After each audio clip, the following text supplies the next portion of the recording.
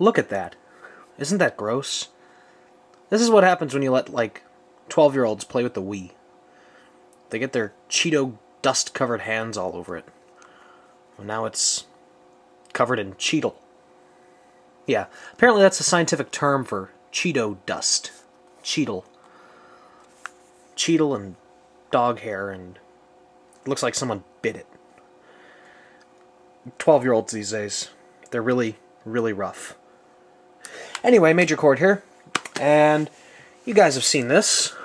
I did a video on this. This is the Camillus Easy Open Jack that I got for Christmas, and I'm gonna, I guess, show it in high def.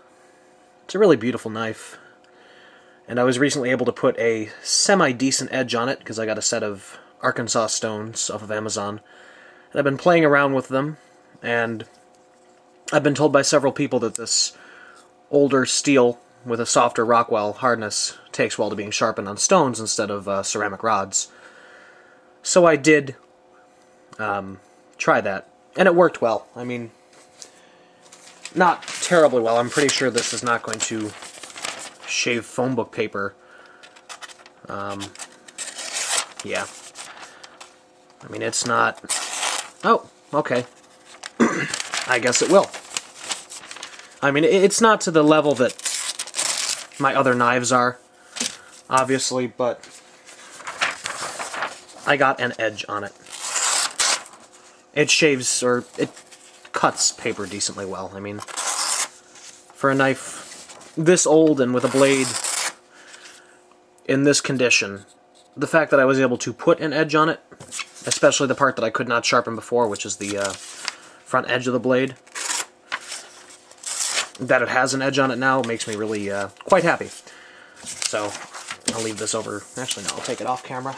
But I was able to sharpen the main blade, and I got the secondary blade passably sharp as well. So, now that that's good and sharp, I might actually start carrying it. But if you haven't seen that video, I'm going to put it somewhere up here, down there, I don't know. But this knife, according to the tang stamp, which I can now show off in better detail, the sword brand tang stamp, a bunch of oil on there, so it's going to be hard to see, and the Camillus production stamp here put production of this knife, focus, come on, you can focus, there we go,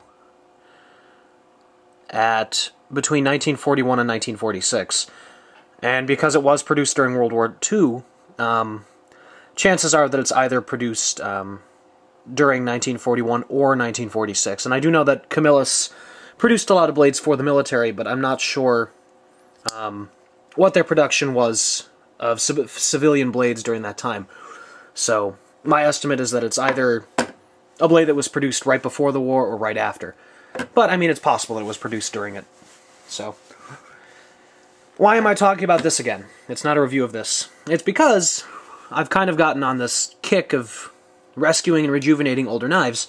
And I know a lot of people, when they start collecting older slip joints, since there's so many patterns, and it was made by, you know, so many companies, they tend to stick to only a couple companies or only a couple patterns, and I've decided to do that. And what I've decided to do, you're going to see this video, and you're going to see another video coming up about another knife that I found.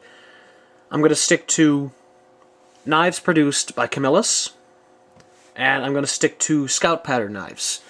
Now, the Scout pattern, take my pocket knife out, is basically, you know, your Victorinox or like this knife by Rough Rider. So you have your main blade, can opener,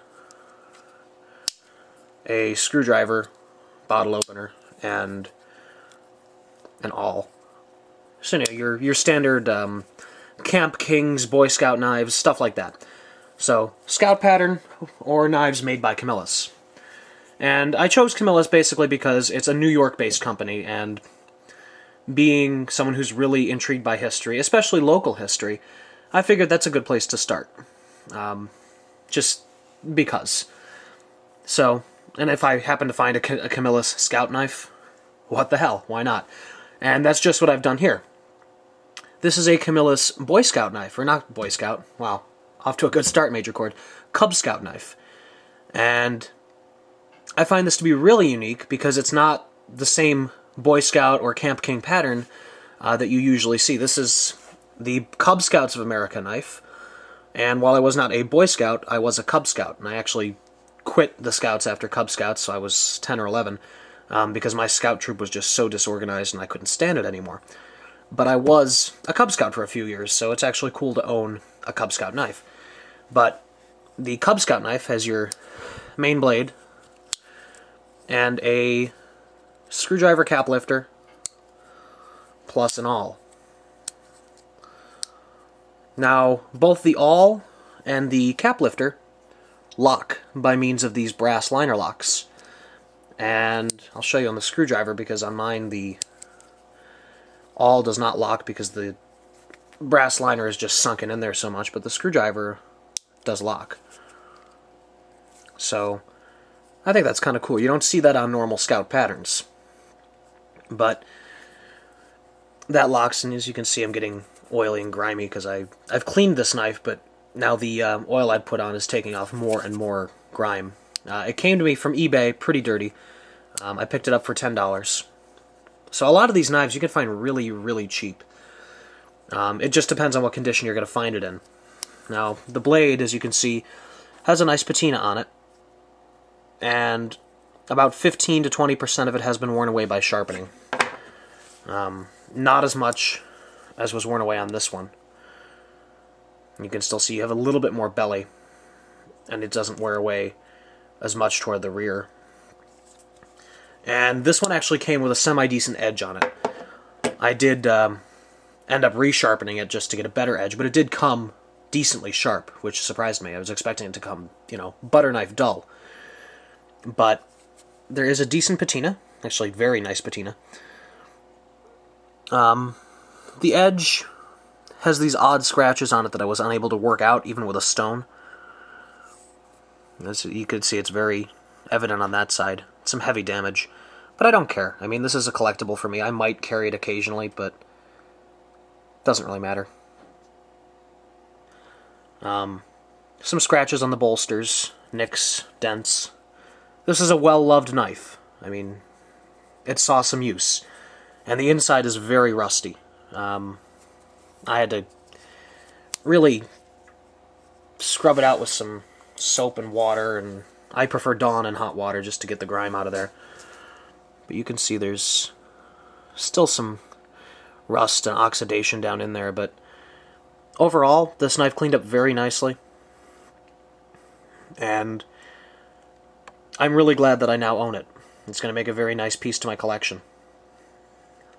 It is missing the bail and the Cub Scout emblem, but I really don't care. For $10, it was a good purchase. So, knives like these, I don't know, I think it's like rescuing an old car for me. I get to have a new toy to play around with, and I get to save a bit of history. A bit of Americana, especially because this is an American-produced knife. And then one day I'll be able to pass this down to my own son, you know? Or daughter, who knows? But all the tools on here have a very nice snap. And I'm pretty sure I haven't mentioned it yet, but the tang stamp on this knife,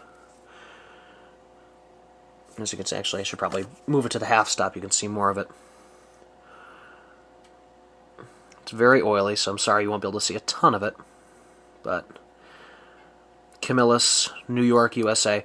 The full underline under the Camillus logo there means that this knife was produced between 1960 and 1976, so still of a, what, 40-something-year-old knife at least. So, got some beautiful pieces here. And I'm looking forward to picking up more Camillus knives.